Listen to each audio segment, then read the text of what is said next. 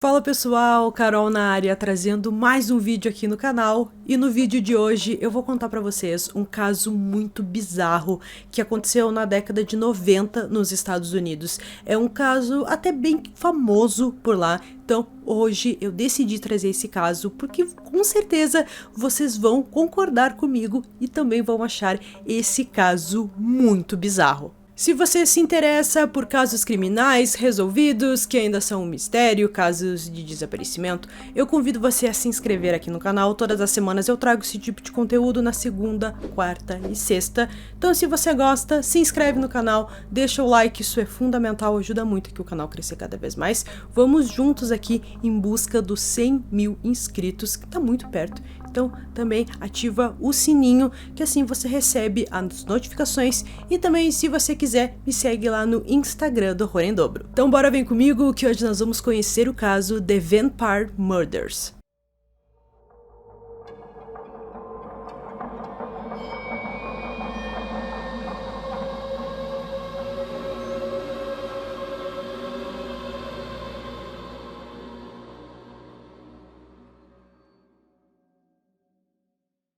Em 25 de novembro de 1996, Jennifer Wendorf chegou 30 minutos mais tarde do que o combinado com seus pais anteriormente, que seria 10 horas da noite. Ela entrou calmamente em casa para ter a sorte de passar despercebida e não se complicar. Ao entrar, ela percebeu que o seu pai, Richard Wendorf, de 49 anos, ou apenas Ricky, como gostava de ser chamado, estava deitado no sofá. Como de costume, ela entrou e ele não se mexeu, então ela se sentiu aliviada por passar despercebida.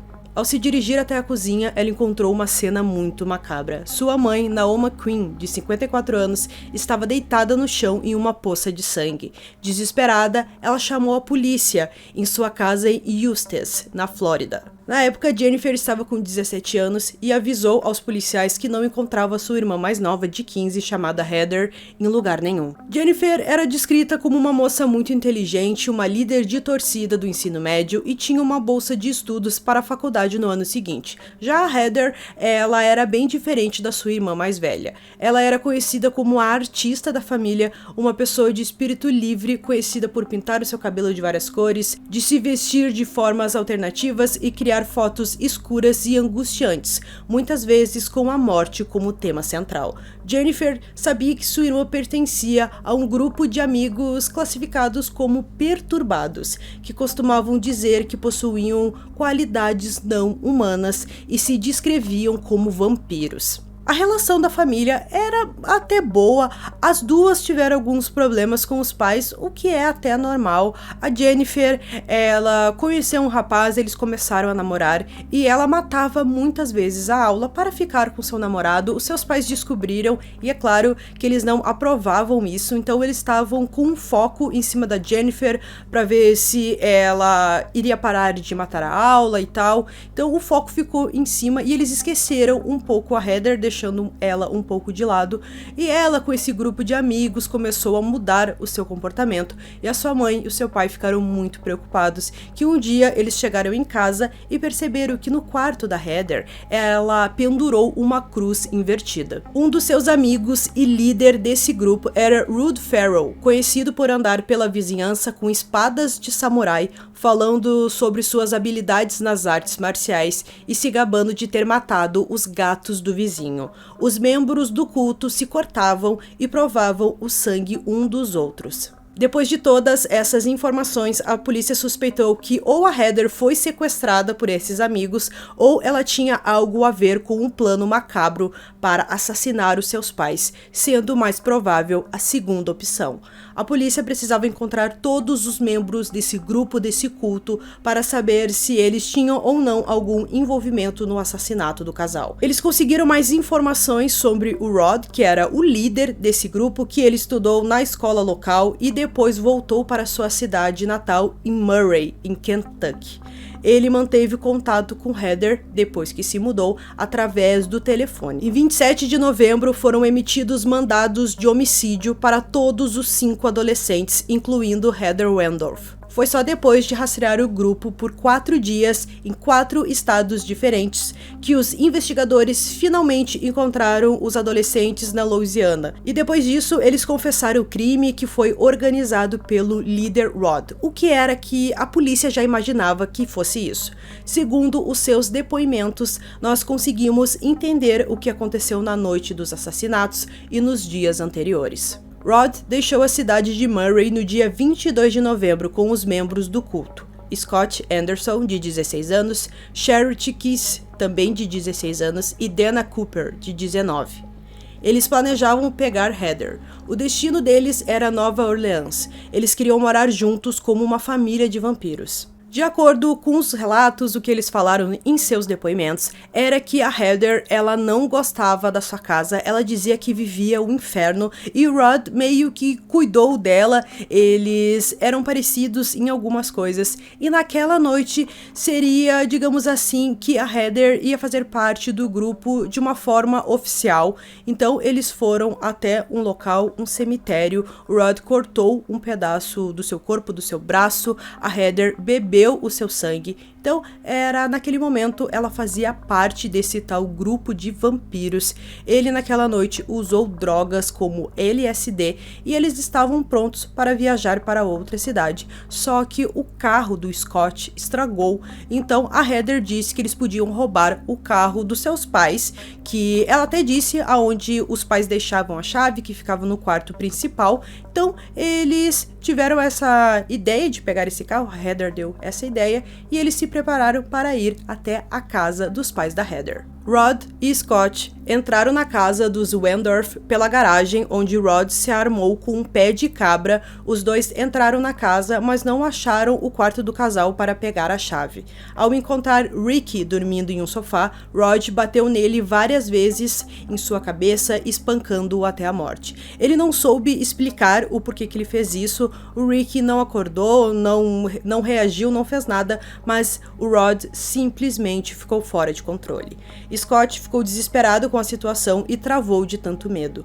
Em seguida, Naoma saiu do banho e encontrou toda aquela cena. Assustada, ela jogou uma xícara quente em Rod, que a agrediu com o pé de cabra. Depois disso, o Rod e o Scott queimaram as vítimas em forma de V. Dizia-se que o V era um símbolo do Rod, que ele acompanhava com um ponto para cada pessoa que considerava pertencer ao seu culto aos vampiros.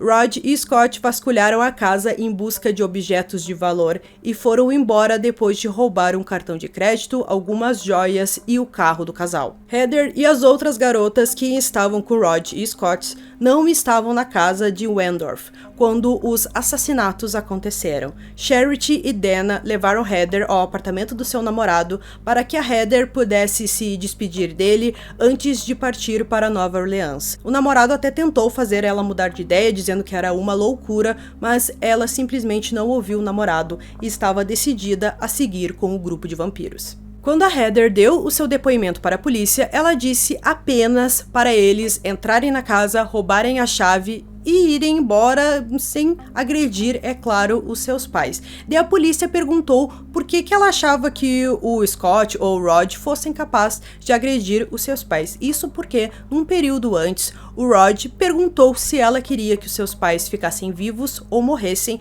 e ela, é claro, disse que queria que os pais ficassem vivos, e ela ficou com essa sensação de que o Rod podia fazer alguma coisa, algum mal para os pais dela, porque, como eu falei, eles se conectaram muito e ele queria de alguma forma proteger a Heather e, como ela disse, ela vivia um inferno na casa. A Dana também deu a sua versão para a polícia, o seu depoimento, e disse que a Heather só ficou sabendo do assassinato dos pais quando eles chegaram na outra cidade. Depois de presos, Rod desempenhou um papel de super vilão. Em uma entrevista, ele afirmou que estava sendo incriminado por um grupo rival de vampiros que tinha múltiplas personalidades e que estava tentando se livrar de ser um vampiro.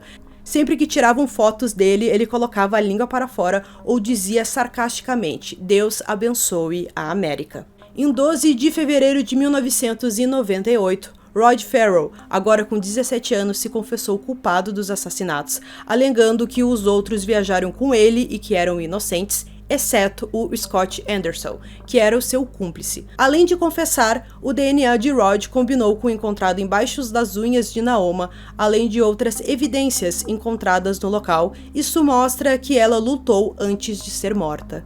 Havia também uma impressão de sapato que combinava com o sapato de Rod, encontrada perto do corpo da Naoma. Rod se declarou culpado de 2 acusações de homicídio doloso. Os advogados de Rod tentaram argumentar que ele tinha problemas mentais, ele foi diagnosticado com transtorno de personalidade esquizotípica e síndrome de Asperger. A Universidade da Flórida também atestou que Rod às vezes podia testemunhar coisas espirituais, como anjos e demônios. Em seu julgamento, o juiz o condenou à pena de morte. Charity Keese foi condenada por 2 acusações de assassinato em 3º grau, roubo com arma de fogo ou arma mortal e roubo com arma de fogo ou explosivo. Ela foi condenada a 10,5 anos de prisão na prisão estadual. Dana Cooper também foi condenada por essas acusações, mas foi condenada a 17,5 anos de prisão. Scott Anderson confessou o crime em abril de 1998 e foi condenado pelas mesmas acusações que Rob, mas foi condenado à prisão perpétua. Por 2 anos, Rod manteve o recorde de recluso mais jovem no corredor da morte até novembro de 2000, na Flórida, quando a Suprema Corte da Flórida reduziu sua sentença para prisão perpétua porque ele era menor de idade quando cometeu o crime. Charity Keese foi libertada da prisão em março de 2006 e Dana Cooper foi libertada da prisão em outubro de 2011. Heather não recebeu uma pena porque disse que não sabia que os seus pais seriam mortos, então ela foi considerada inocente pelo júri. Em janeiro de 2013, um tribunal de apelação rejeitou as tentativas de Rod Ferrell e Scott Anderson de conseguir uma nova audiência de sentença. Mas em dezembro de 2018, Scott Anderson foi condenado novamente a 40 anos de prisão. Sua libertação está prevista para 2031, porque ele já cumpriu um pouco dessa pena. Rod teve uma nova audiência e o juiz manteve a sua condenação sem liberdade condicional. Isso pode mudar ainda. Ele diz que merece uma segunda chance e espera pela sua liberdade condicional. Agora eu conto para vocês algumas informações do Rod sobre a sua infância, como foi a relação dele com a sua mãe, que foi uma relação muito perturbada. Nascido Roderick Justin Ferrell, nasceu no dia 28 de março de 1980. Sua mãe, Sondra Gibson, conheceu o pai de Rod quando estava no colégio, eles rapidamente se casaram e ela engravidou. O relacionamento dos dois durou apenas 1 ano depois que ela descobriu que estava grávida. Sondra ganhou Rob quando tinha 16 anos. Durante sua infância, ele viu poucas vezes o pai, a relação com a mãe era muito complicada. Eles viviam em uma relação que a gente pode dizer de amor e ódio, e ele disse que ela ficava incontrolável quando estava com raiva. Sua mãe apreciava a cultura do vampirismo, ela se envolveu com isso enquanto criava o filho na cidade de Murray. Ela disse que tinha um fascínio por aquilo, mas que nunca bebeu sangue humano. O Rod, desde pequeno, ele sempre teve um fascínio por sangue, ele gostava de se cortar apenas por diversão. Ele também usava drogas, bebia álcool, escutava músicas pesadas que falavam de morte, de ódio, todo esse tipo de conteúdo. E ele também gostava de assistir filmes só desse estilo. Ele também se interessou pelo ocultismo, ele lia livros sobre isso, e o quarto dele era cheio dessas coisas, do ocultismo, satanismo, cruzes, viradas, invertidas e tal. Ele, desde jovem, sempre se interessou por esse tipo de coisa. Um amigo de Rod, chamado Jaden, o convidou para participar do estilo vampirismo em janeiro de 1996. Ele fez o amigo participar de um ritual de sangue, onde os garotos se encontraram em uma lápide no cemitério local, onde eles sangraram com pequenas incisões feitas com lâminas de barbear em seus braços e ombros. Cada um dos meninos bebeu o sangue um do outro. Jaden diz que quem pertence a esse culto sempre celebra a vida humana porque o sangue torna-os imortais, e Rod foi para o lado mais sombrio da coisa porque achava mais emocionante. Depois que ele passou a ter um comportamento agressivo, o Jaden se afastou do Rod e o expulsou do culto. O Rod conheceu a Heather 1 ano ano antes do crime e os dois se conectaram, como eu falei pra vocês. Isso porque a Heather disse que foi abusada pelo seu pai, que a sua mãe sabia disso, mas ela protegia o pai, não contou pra ninguém, não denunciou, não fez nada, e o Rod disse que ele foi abusado por um dos seus parentes. Então eles meio que compartilhavam essa dor, então foi por isso que o Rod se sentiu meio que obrigado a proteger a Heather, e teve um momento em que o Rod disse que a Heather perguntou se ele teria coragem de matar os pais dela. Então a gente tem aí uma coisinha um pouco diferente, tem a versão do Rod e tem a versão da Heather. Na versão da Heather, ela disse, como eu falei pra vocês antes, que o Rod perguntou se ela queria que ele matasse os seus pais, e na versão do Rod, ele disse que a Heather disse que se ele queria matar os pais dela. Então a gente não sabe quem tá falando a verdade nisso aí, mas sabemos que o júri disse que a Heather é inocente, né, que não tinha nenhuma relação com a morte dos seus pais. De acordo com seus amigos, Rod afirmou que ele era um demônio reencarnado, ele acreditava que era imortal e afirmava ter memórias de diferentes encarnações. Ele disse a Heather que estava dormindo há 500 anos e decidiu reencarnar como um adolescente americano. Sobre as irmãs, após a morte de seus pais, a Jennifer viveu com seu tio e tia, que eram muito religiosos.